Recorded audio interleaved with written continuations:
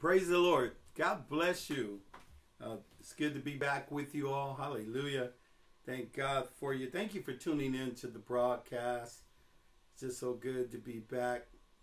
My wife and I took a little time off and we went to minister in Oklahoma and we preached down there and had a little time off as well while we were there. But we prayed someone through to the baptism of the Holy Ghost. We also baptized the young lady there, and it was just a great move of God. I was speaking in Oklahoma on what is a good minister. What is a good minister? The Lord may allow me to minister that message on this channel someday. Let's go to the Word. We're going to the book of 1 Kings. 1 Kings chapter 11. 1 Kings chapter 11. I'm going to be talking on a very serious subject on today's message. And I just want to thank you for tuning in to Lighthouse of the Bay. I am Pastor Wilkes. My wife and I pastor the church in Oakland, California. And I just want to say hello to all of our pastors out there in Uganda and in Africa and all of those who have just been tuning in, all the ministers, the music ministers, all of our sons and daughters that we're standing with throughout that country. God is doing a great thing there, and we're just so humbled to be a part of what God is doing in the great country of Uganda and in PG and in the city of Jinja, also around, I believe it's Karimbi. We thank God for what he's doing in Kampala. And thank the Lord for all that the Lord is doing. And we just say, thank you so much, God. Iganga, we didn't forget about you. We love you. And we thank God for you. God's going to put us all back together again. Amen. First Kings, I want to begin chapter 11. Let's look around starting with verse 9. And the Lord was angry with Solomon because his heart was turned from the Lord God of Israel, which had appeared unto him twice, and had commanded him concerning these things, that he should not go after the other gods, but he should keep, and that he was supposed to keep the commandments of the Lord. Wherefore the Lord said unto Solomon, for as much as this is done of thee, and thou hast not kept, that word is kratos, meaning with power, with strength, thou hast not kept my covenant, oh my Jesus, and my word, which I have commanded thee, I will surely rend the kingdom from thee, and I will give it to thy servant. Hallelujah. Remember, I told you before, God is not a respecter of persons. He's not a respecter of race. He's not a respecter of social, economical status or anything of that nature. He only respects covenants. If you notice what he said to Solomon, he says, Solomon, not only did you not heed to my word, but you also broke my covenant. And we're talking about those 9 powerful covenants in the Bible, everywhere from the Davidic covenant to the Abrahamic covenant. We're talking about the Noahic covenant, the Adamic covenant, or the covenant involving Eden, the Adamic covenant, even the covenant involving Adam. Oh, it's so important. Everything that's happening in our day, everything that's coming from the Word and the Scriptures, everything that God is teaching us, the Abrahamic covenant, the new covenant. See, they're all coming together. The Abrahamic covenant meets the new covenant, and boom, there we are as the descendants and the offsprings, as the spiritual folks who are now filled with the Holy Ghost. And we're going to be people that will be multiplied, like the stars of the sky and the sand of the sea. Like God said to Abraham, it's so important for us to understand, where are we in this thing? What was God saying concerning old King Solomon. Well, we're going to get to all that today, but let's pray. Hallelujah. Father God, Lord, I pray in the name of Jesus. Lord God, will you open up our eyes, God. Open up our hearts. Open our understanding, oh Lord. There are over 248 names, titles, and offices for God. And Lord God, as we're coming before you right now, we're coming to the God of heaven and earth. We're coming to the God of all flesh. We're coming to the everlasting God, to the God of patience, the mighty God. We're coming to the God of comfort, the eternal God, Lord of lords, my strength. Lord God Almighty, we're coming to the strong tower. We're coming to the most high God. We're coming to the great healer. We're coming to the God of all earth, the God of peace, the God of gods, the King of kings, God my rock, my buckler, my high tower, God of salvation, Lord God all powerful, the horn of my salvation, the only Lord God, the great God, the living God, God of love, the I am, the God of hope, the God of heaven, the God of judgment, the Redeemer. And we're coming to Jesus right now, who by definition, his name means Jehovah has become our salvation and or our Savior. God, will you help us for the sake of this teaching and this meeting today? I want to preach to you in Jesus' name. I want to preach to you today concerning this message. I'm probably going to slow it down and teach a little bit because we may not be able to cover it all in Jesus' name. But Lord, will you help us today? I want to speak to you today on this subject, how not to backslide during a time of crisis. How not to backslide during a time of crisis. And I would say during this novel coronavirus, this is considered a crisis. It's a pandemic. It's a world emergency. It's a world health issue. And during this particular time, as you know, churches are shut down, cities were shut down, the whole world was shut down at a given time. And so here we are now as we are recovering, as we are winding down, or as we are coming out of it, or whatever it may be. It's still considered a crisis. And during this time, you and I, saints of God, Christians, hear me. We need to be watching now, because the things are set up now where we're not meeting in the building every week. We're not gathering for prayer like we used to before all this stuff happens.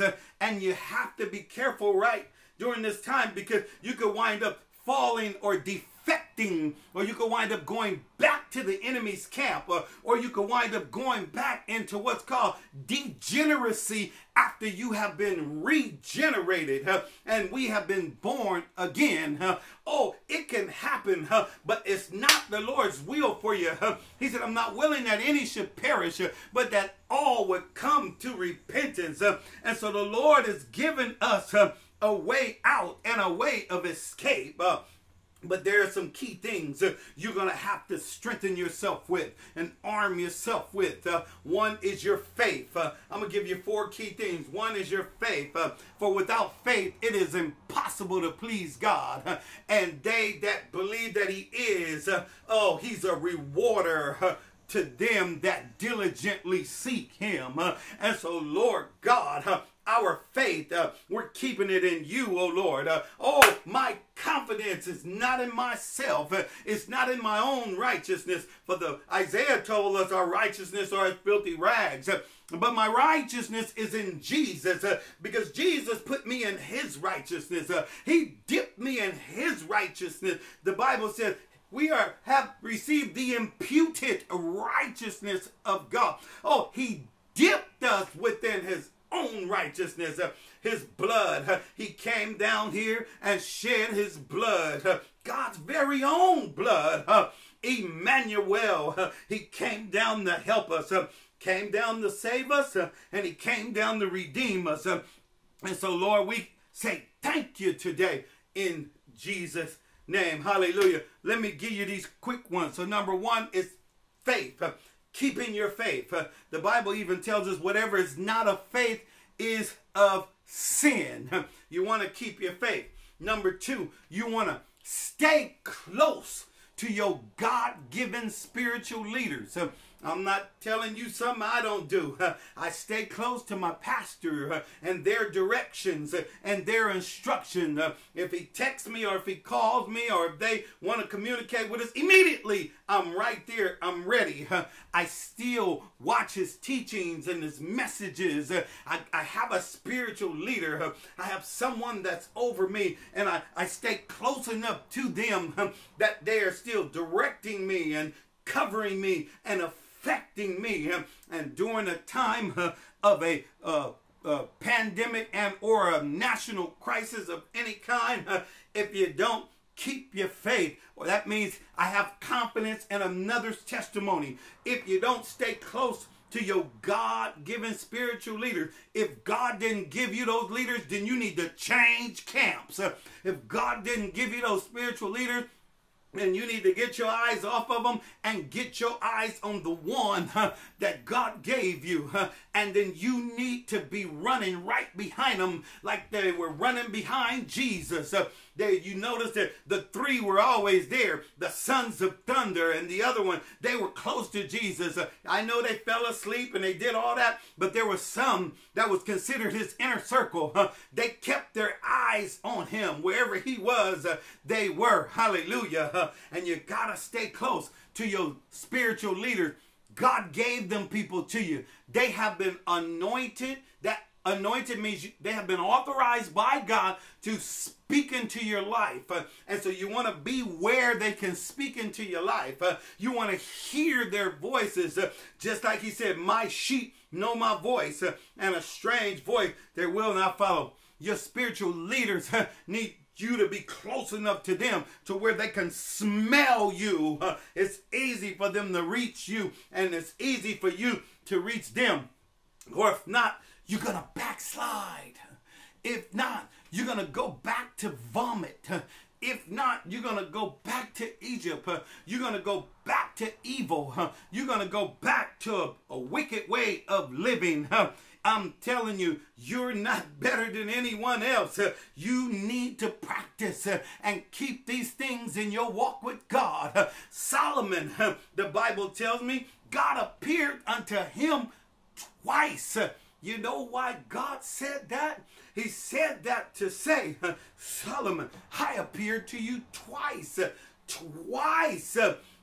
If he appeared to you once, that's good enough. But if he appeared to you twice, that's something special. You see, I don't know if you notice or not, but God takes count and inventory every time he appears to you. You don't know every time God appears to you. You could have been in his presence so many times, you didn't even know he appeared to you. This thing is invisible. The word is called pneumakitos. It's spiritual and powerful. That's where we get the Greek word spiritual from. And it was not used until after the day of Pentecost, when they were all filled with the Holy Ghost. And then he told them later, he said, you are a spiritual house. And so now the power and the presence of God, it reigns and dwells inside of us. And now we are the church, and wherever we are, he is, and wherever he is, we are.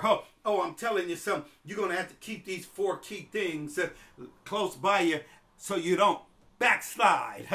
Hallelujah. And then number 3, you're going to have to stay in prayer. You're going to have to keep your prayer life fervent and on fire. I would that all men everywhere would lift up holy hands and pray. Pray without ceasing. That is our communion. It's our lifeline. It is our communication. It is the thing. Signals are going back and forth. I'm not always talking, but God is talking oftentimes. And I am listening sometimes because many times his presence is there and he's visiting with us because he counts how many times he actually visits or appears to you and I. That's why he mentioned it there in 1 Kings chapter 11. He said he appeared to Solomon twice, and Solomon still backslid. Oh, church, we got to learn from this. We got to learn, what is it? I'm going to get into this teaching a little bit if you bear with me. And number 4, the fourth thing you're going to have to hold on to is the word of God. For the Bible tells me in Hebrews 4:12 that the word of God, it is alive, it's powerful, it's sharper than any two-edged sword, even a scalpel. It's sharper than anything in medical science. It's sharper than anything they have in any science, biologies, astronomy, and whatever else they're scientifically teaching out there. There is nothing sharper than the word of God. And then when he came to Solomon, he said, Solomon, you didn't keep my word. Solomon, you disrespected my covenants, the covenant that I have designed for you to be blessed. Hallelujah. In Genesis 17:1, he said, Abraham, come on, Abraham, I'm going to give you something. If you walk before me and be thou perfect, I'm going to show you how to complete your walk with God so you don't backslide, Abraham. Oh, I'm trying to tell you something. That's what he was even speaking to Abraham about. He said, Abraham, I am your exceeding great reward. Abraham, I want you to come and I want you to walk before me, and I'm going to create an Abrahamic covenant off of you. And the whole earth, you're going to be the earth blesser. What's going to come from your life, Abraham, is going to bless everybody in the earth. Whoever wants to take part of it, whoever wants salvation. And as we know, he was speaking of Jesus coming through his lineage. Hallelujah. Oh, let's get into this thing a little bit more. I want to give you a few more tips and a few more points on what we could look at. Let's go to the scripture talking about backsliding. The word backsliding actually can come from the word which is no. It's like, no. It's like, stop right there. And let me tell you something, church. You want to be able to stay close enough in prayer. Stay close to your spiritual leaders. Stay close enough to the word. And stay close enough to what the plan of God and the things of God and even the people of God. No man is an island unto theirself. Somewhere you need your brothers and sisters. You need to be connected to them. If you know somebody is not, they're backslidden. Hallelujah. If they don't know what the pastor is speaking and teaching readily on a regular basis, they're backslidden because they're not close enough to see what God is letting down from heaven. Jesus' disciples came to him and they said, Jesus, teach us how to pray. John the Baptist, he taught his disciples how to pray. And Jesus began to tell them, Our Father who art in heaven. He began to give them the formula for bold prayer. Hallelujah. He began to give them the formula for boldness and a way of getting access and causing heaven and earth to touch, because that was God's will. That is his plan. He wants heaven and earth to touch. He wants to bring the family of heaven together and allow it to touch the family of God on the earth, as is done in heaven, or as is done on the earth. Lord, give us our daily bread right now. Allow us to get into this word. I pray, God, I can teach your people today concerning backsliding or backsliding. It is a literal biblical word. It is designed or defined as to turn away from God after salvation, after being rescued, and or conversion. It is designed or is defined as to turn away from God during this time of a crisis, during this time of a pandemic. Don't turn back. Don't be like Lot's wife. The God even told him, Lot, when you leave out of Sodom and Gomorrah, whatever you do, he said, don't turn back. Don't look back. And you know, the Bible even references Lot's wife, even in the New Testament. It said, don't be like Lot's wife. She turned around and looked back at what she was leaving and at what she left. Forget that stuff. God wants to bless you. He just don't want you to turn back. And so you need to tell the devil no. You need to tell your flesh no. You need to tell sinners no. Oh, the Bible says in Proverbs, when sinners consent you, or when they come and say, come and let's go with the consent thou not. When sinners, meaning even yourself, when yourself tell you, come on and let's go over here, you let's go back, you say, consent thou not. You tell them, no, I'm not backsliding. I'm not kicking against the pricks. I'm not turning back. I have been saved. Salvation is the word. It means I have been rescued. I have been delivered. I no longer have the power of sin controlling my life. Romans chapter 6 and 6. I'm no longer a slave. I've been let out of the grave and prison. I've been let out of a life of allowing sin to control me and dictate to me. If you go back to a life of sin, then you have backslidden. You have gone back to eat the dirt. You've gone back to eat the vomit. You're going back like a pig goes back to play back into the mud. Oh God, help us not to return back to our vomit, oh Lord. We don't want to go back. We don't want to defect. We're now in the Lord's army.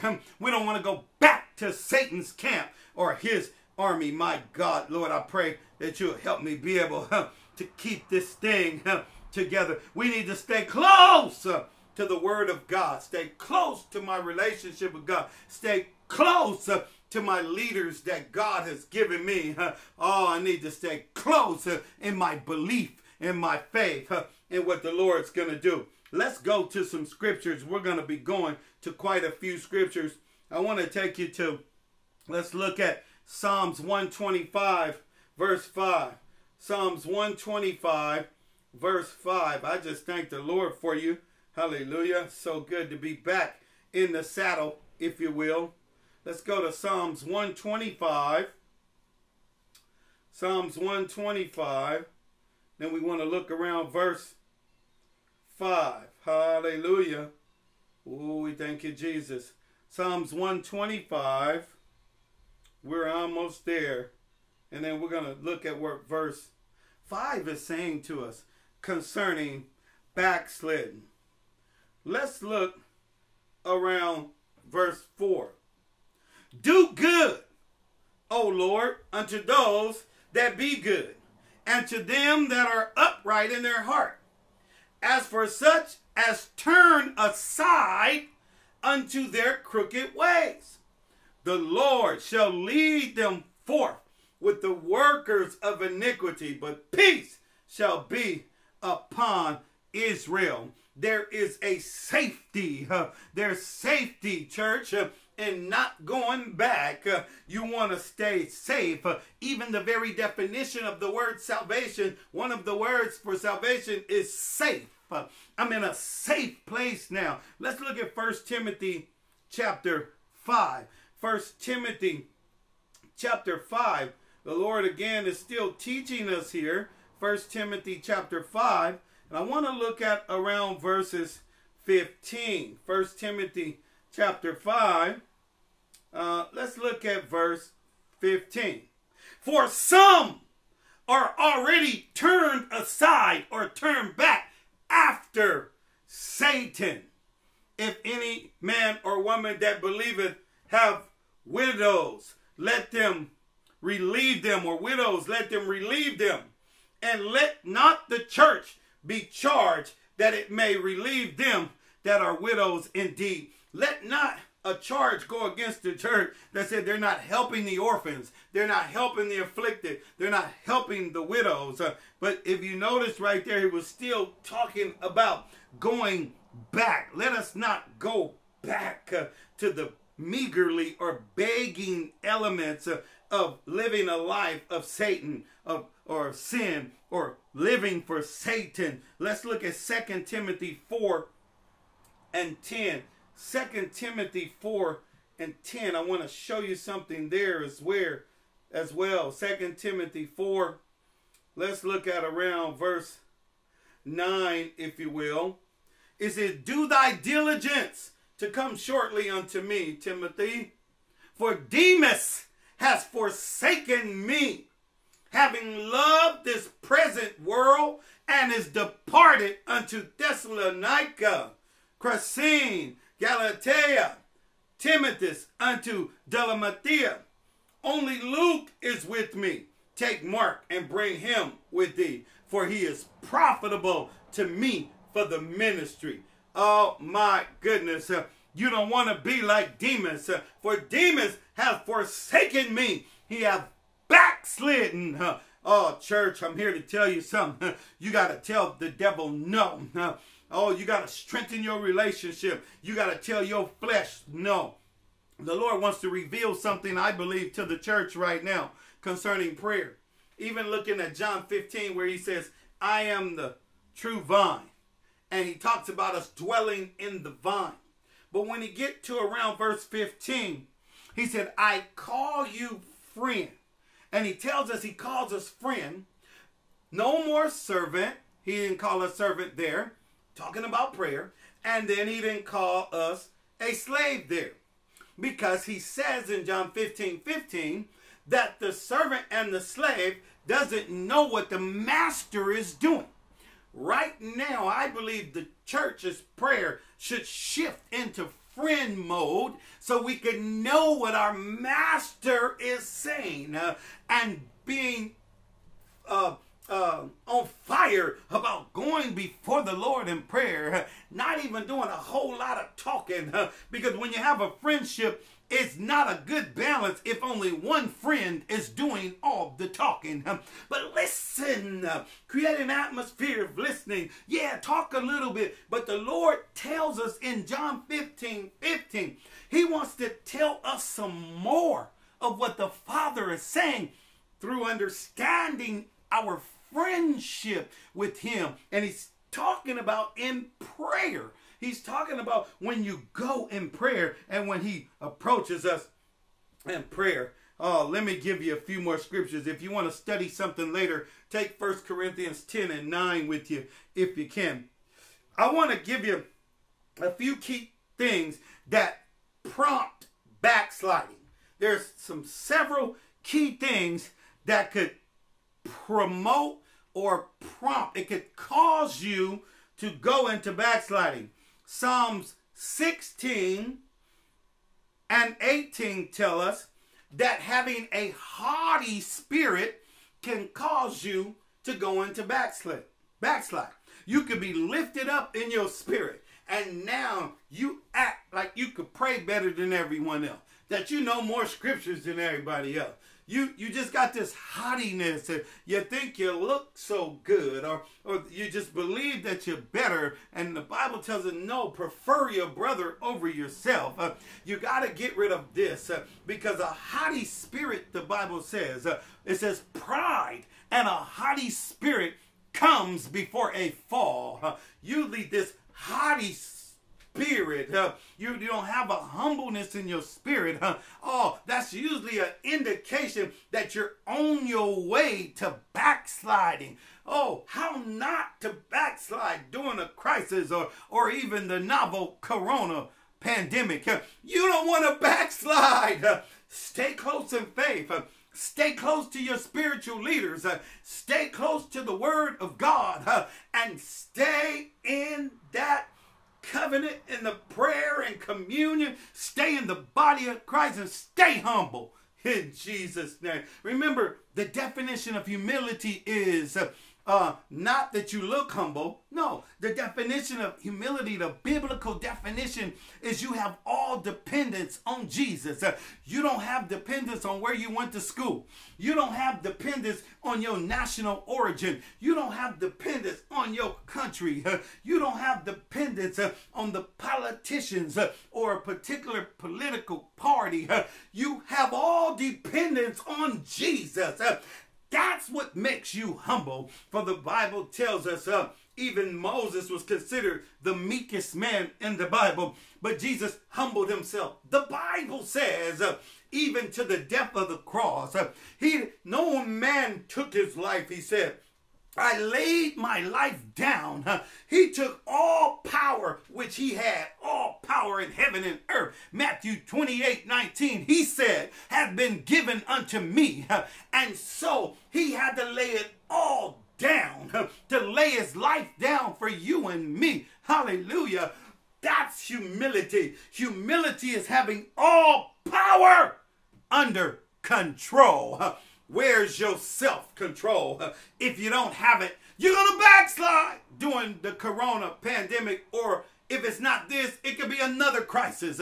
It could be a challenge in your marriage. It could be a divorce. It could be something else you're going through in life. It could be health problems. Don't panic and don't backslide. Just turn around. Put all your dependence back on the Lord. Oh yeah, here's another thing that causes people or can prompt to backsliding, and that is 2 Peter. 2 Peter, my God. 2 Peter, look at it. He's talking about, let's look at 2 Peter 1:9. God, will you help us today? We want to get through this. I pray we can make it, but if not, then we'll finish it on another day. Hallelujah. 2 Peter, let's look at it. 2 Peter 1, and we want to go up around verses 9, if you will. It says, but he that lacked these things, let's go to verse 7, and to godliness, brotherly kindness. He's saying, let's look at verse 5. Forget it. Let's put verse 5 there. It says, and besides this, giving all diligence so that you don't fall or backslide, he's talking about. Giving all diligence, add to your faith virtue, and to your virtue knowledge, and to knowledge temperance or self-control, and to self-control patience or endurance, and to patience godliness. Hold it in the Holy Ghost real fast. Let me tell you something about godliness that often is missed. If you look at Isaiah 1, verse 16 and 17, godliness just doesn't mean you don't do evil. Godliness just doesn't mean that you pull yourself back from evil. Godliness has to do with two things. It is a pulling back. It is a separating yourself. It is drawing back from that life of sin and degradation. But the second part is to go and be Jesus to the widows. You read it. It's in Isaiah 1, 16, 17. And to the orphans. And to visit the fatherless. As a matter of fact, visit anybody that is hurting. Go find somebody you can do something for. If not, you're not godly. Oh, I'm giving you something here. You can become godly and then self-righteous because you don't go and do anything for anybody. Oh, my goodness. Lord Jesus, will you help? You read that Isaiah chapter 1, verse 16 and 17. You can't have godliness just because you abstain from sin. No, that's not being like God. Being like God is not living a life of sin, and now you go and be something to somebody. Hey, shata. Oh, Lord Jesus, help us right now. Verse 7. And to godliness, notice what it said, add some kindness you can go and do to a brother or to somebody. And to brotherly kindness, add charity, or God's love for humanity is what it means. For if these things be in you and abound, they are there regularly, they make you that you shall never be barren nor unfruitful in the knowledge of the Lord Jesus Christ. Or they make it so that you won't backslide. Watch it now. But he that lack these things is blind. Spiritual blindness will come in if godliness isn't there. If you if you're not doing something after you abstain from a life of sin, now it's time to go be godly. But he said, if it's not there, if you're not doing it, you'll wind up backsliding. Hallelujah. He said, but he that lacketh these things is blind, or spiritual blindness, and cannot see afar off, and have forgotten that you and I were purged, we were cleansed, we were emptied from our old sins. Don't backslide during a crisis. Don't backslide during this novel coronavirus. Oh my God, will you help us right now? I'm going to give you a few more and then I'm going to let you go. There's no way I can't even get to half of this, but I promise you, maybe I'll do a part 2 in the name of Jesus. I still got 35 more scriptures to help you here, but let's go. Whoa, let's go. Let's go to Exodus 17:3. I'm going to give you another key area you got to watch out for, because it could promote or prompt you to go into backsliding. Let's go to Exodus chapter 17. There's something the Lord is trying to teach us here. Exodus chapter 17. Let's look at around verse 1 through 3. And all the congregation of the children of Israel journeyed from the wilderness of sin, after their journeys, according to the commandment of the Lord, and they had pitched in Rephidim, and there was no water for the people to drink. Verse 2, wherefore the people did what? They did murmur, they did chide with Moses. They began to complain with Moses and said, give us water that we may drink. And Moses said unto them, why chide ye with me? Wherefore do ye what? Tempt the Lord God. And the people thirst there for water. And the people what? They murmured against Moses and said, wherefore is this that thou hast brought us up out of Egypt to kill us and our children and our cattle with thirst? Oh my goodness. And Moses cried unto the Lord, saying, what shall I do unto these people? They be almost ready to stone me. But let me tell you something right there. That's what I want to show you. That's oftentimes the beginning of backsliding, is your complaining. Is your complaining. Especially against the spiritual leader. Oh, you ought to close your mouth right now. Oh, you ought to swam. That means to cover the mouth. You ought to fast for what's coming out of your mouth.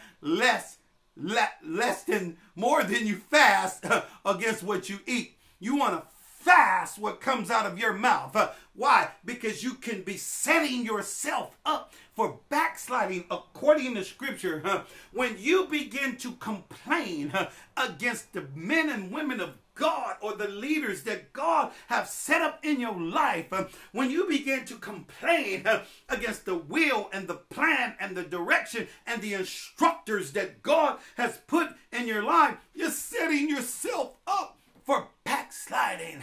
Oh, because if you read a little further, God was so upset with the people that God got ready to destroy the people. And Moses was the one that stopped God from destroying them. So we learned something else that could promote backsliding is what comes out of your very own mouth. Let's go to Psalms 106. Psalms 106 around verse 14. Hallelujah. I pray you're still with us. Psalms 106. We're going to look around verse 14. That Psalms 106 is very powerful. Psalms. Let's go into 106 and we're going to look at verse 14, starting with verse 6, if you will. We have sinned with our fathers. We have committed iniquity. We have done wickedly. Our fathers understood not thy wonders in Egypt. They remembered not the multitude of thy mercies, but they provoked God at the sea, even at the Red Sea. Nevertheless, he saved them for his name's sake, that he might make his mighty power be known to him. Even when Moses prayed to him, he said, God, for your name's sake, God, don't destroy him. Verse 9, he rebuked the Red Sea also, and it was dried up. So he led them through the depth as through the wilderness. Verse 10, and he saved them from the hand of him that hated them, and redeemed them from the hand of the enemy. Look at verse 11. And the waters covered their enemies. There was not one of them left. Then believed they his words. They sang his praises. Oh, I'm here to tell you something, church. Another thing that will cause and prompt you in the backsliding is lusting. Oh, you're lusting after something else you had. You're lusting back again after that world. You're lusting back after the memories of that thing. Oh, I'm telling you something. You could be setting yourself up for backsliding. I want to give you 3 more things that could take you back into backsliding. One is material things. Let's go to Mark chapter 4, verses 18 and 19.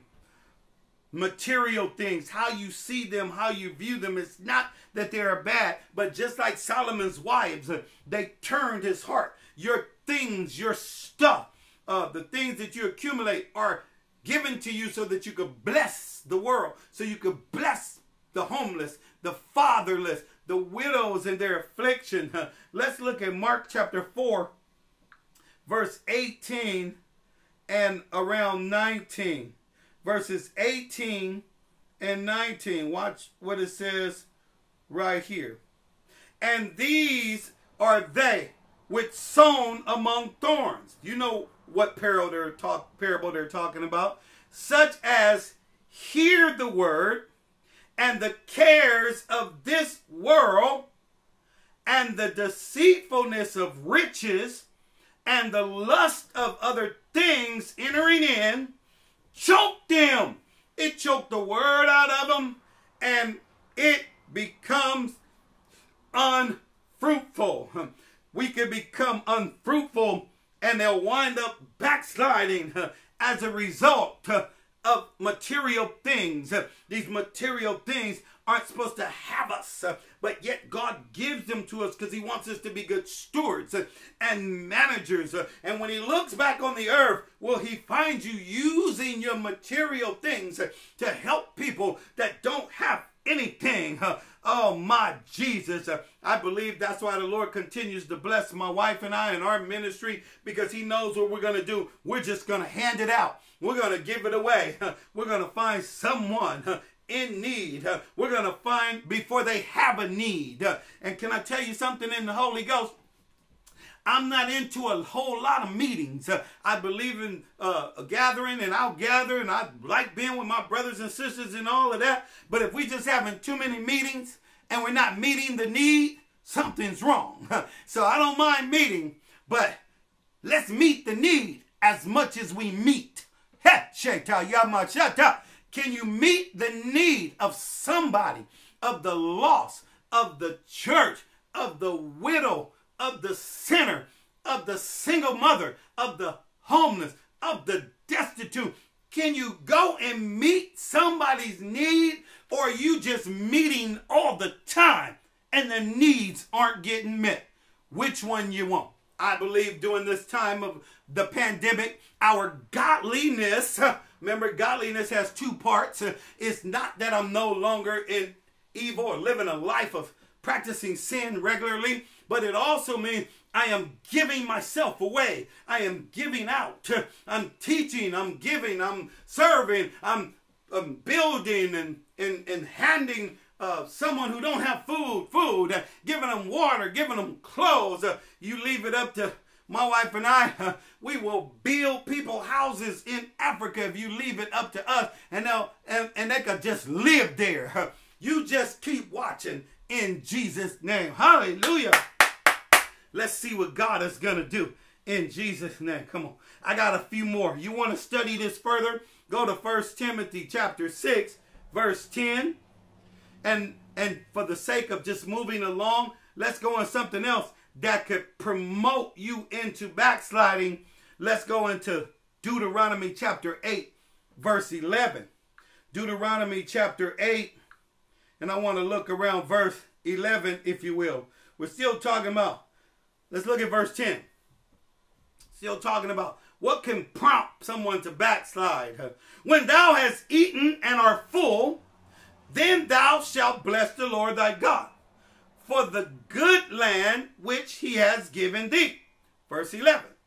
Beware that thou forget not the Lord thy God in not keeping his commands and his judgments and his statutes, which I command thee this day. He was like, verse 12, lest when thou hast eaten, you got good meal, you got plenty of food, you have good sustenance, there you're building houses, thou art full, you built goodly houses and dwelt in, verse 13, and when thy herds are and thy flocks multiply, and the silver and the gold is multiplied, and all that thou hast is multiplied, verse 14, then thy heart be lifted up, and you will forget the Lord thy God, which brought thee forth out of the land of Egypt from the house of bondage. He was saying, don't let your prospering, don't let your prosperity and everything take your heart away like Solomon did. And I'm going to get ready and close right here. You see, the Bible taught us in the book of Deuteronomy, it told us that there was a law that God had given them in the book of remembrance about a king. He said, don't let the king take too many wives. This was a law. He said, also don't let the king go down and buy a bunch of horses in Egypt. Most people don't even know it. It's in the scripture. The very thing God told Israel and for kings not to do. Don't take a bunch of wives and don't buy a bunch of horses in Egypt, because it would raise you up into a pride. It would move you up into a haughtiness. It'll move you up into a place where Satan can get his foot in. And as we learned, Solomon learned that the hard way. Because when Solomon found himself, the Bible says, he married other women along with Pharaoh's daughter. Pharaoh's daughter was the only one was supposed to be his wife. But the Bible said he loved many other women along with her. But in Deuteronomy, I believe it's in chapter 17, it said for him, a king, not to do that. And then Solomon began to amass all the wealth. And he said, I am marrying them so that I can have all these armies on my side. So that, you notice what he was doing? He was buying more horses. You missed the revelation. He was still doing, he even said it. He was marrying them so that he could have their armies on their side, that they don't make war against Israel. And all he was doing the whole time was setting himself up for backsliding. And if you know, Solomon wasn't the only one that backslid, but we can't find a place in scripture where Solomon repented. So we don't really know if Solomon made it. But we can see Lot had backslid in Genesis 19, verses 1 through 22. You can read about it. We know David backslid in Psalms 51. He wrote about it. He said, Lord, restore unto me the right spirit, God. He's like, Lord, I have sinned against you and I've sinned against heaven. David wrote a whole repentance on it in Psalms 119, going from verses 1 to verse 19. We know the church at Asia, they backslid. Yes, a whole church. 2 Timothy 1 and 15 touches on it. And even if you look at Revelations, let's go there. Revelations chapter 2, verse 3. You can see that there was also some more backsliding in the church. What the Lord is saying to somebody today, you don't have to go out like that. Stick close to the Lord in faith. Stay close to your spiritual leaders. Stick close to his word. Stay close in prayer. Keep the Lord close. The things of God close. Look at Revelation chapter 2. Then I want to look at verse 3. Watch what he says to this church. In verse 3. And has borne and has patience, and for my name's sake have labored, and have not fainted. Hallelujah. Oh, you can see the church in Asia Minor. He was telling them, you're still with me. You're still holding on in there. I need you to stick with me. The Lord is not his will that we backslide. But he told those churches in Asia Minor, he said, I would rather that you be on fire. Oh, God wants his church on fire. He's the God that answered by fire. And he's talking to us today, church. He said, look, I need you to stay in the vine. I need you to stay close in prayer. I want to reveal to you that I only reveal to friends. He said, I call you friend now. John 15:15. Because I want to tell you something. When you go to prayer next, when you go to prayer now, you just sit there and say, Lord, I'm here as a friend right now. Lord, I need to hear what's going on. Lord, I know. Because you don't reveal certain things to slaves. You don't reveal certain things to servants. You say, but I call you friend right now. John 15:15. Because I want to reveal to you what I'm doing in this season. And I don't want you to backslide. Hallelujah. Father God, we're praying today. We're praying for your people, Lord. I'm praying for somebody. Oh, Lord, help us, God. We learned in Scripture that a result of backsliding will cause us to displease you, God. We find that in Psalm 78, verses 56 through 59. We also find that a result of backsliding is punishment. We find that in Numbers chapter 14, verses 43 and 45. Oh God, we find that another result of sin is blessings withheld. I want to go there. Isaiah 59 and 2. And I'm going to let you go on this. Isaiah 59 and 2. Lord, we don't want our blessings to be hindered. We don't want them to be stopped. Oh, but they can be when people fall away from the plan of God. I'm looking at Isaiah 59:2 right now. Let's just read it before we go. I just kind of feel it in the spirit. Isaiah 59:2, verse 1. Behold, the Lord's hand is not shortened, that it cannot save, neither is his ear heavy, that it cannot hear. Verse 2. But your iniquities have separated between you and God, and your sins have hid his face from you, that he will not hear you. Oh my goodness. God, help us, Lord. Help us not to fall into backsliding. Help us, Lord, not to go back to Egypt. Help us, Lord, to stay close to your word, to stay close to your covenant, because that's the only thing you respect is your promises. Help us to stay close to your promises, the covenants. Oh, Lord God, I pray for somebody today that don't know you, Lord, that they will see this thing is real. And you could have backslid, but the Bible says God's married to the backslider. And you could come on home, just like the prodigal son. He came home. He was in that mud, and he realized all my friends are gone. They spent my money, and they're all gone. But the Lord is saying, you could come on home, daughter. You could come on home, son. And I don't know who you are or where you are, but if I were you right now, I'd begin to pray. Say, God, forgive me. Lord, forgive me of my sins. Lord God, forgive me that I have taken my life from you and I have decided to run it myself. And that wasn't the right decision. But the Lord is saying, you could come home now. If you would just confess your sin, the Bible says he is faithful and just to forgive you. Confession means to get ready for a very important guest to come visit you. And that is the guest of forgiveness and the guest of God, the God of love. The Lord loves you and he wants to take you by the hand right now. And he said, why don't you come on home?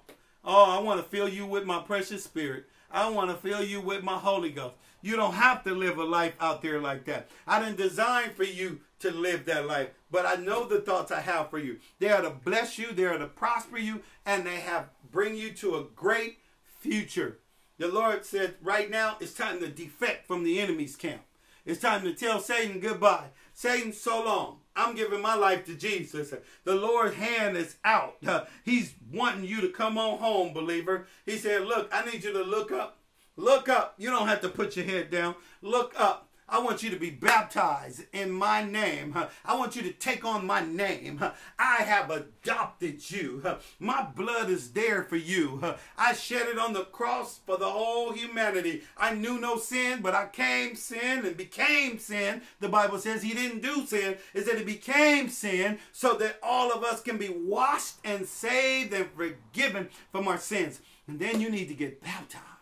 If you don't know anybody that can baptize you, you need to find somebody. And if you have to, go baptize yourself in the swimming pool. I know a man baptized himself in the Jordan River. You just say, upon the confession of my faith and confession of my faith and the death, the burial, and the resurrection of the Lord Jesus Christ, I now baptize myself in the name of Jesus and jump completely in the water where your whole body go in the water and you come out and repent before you go in that water and watch what God will do. I know a man had to baptize himself because somebody wouldn't baptize him in Israel. They said, oh, we don't baptize in the name of Jesus. Well, look at it in the Bible. In the book of Acts, all 5 baptisms were only done in the name of Jesus.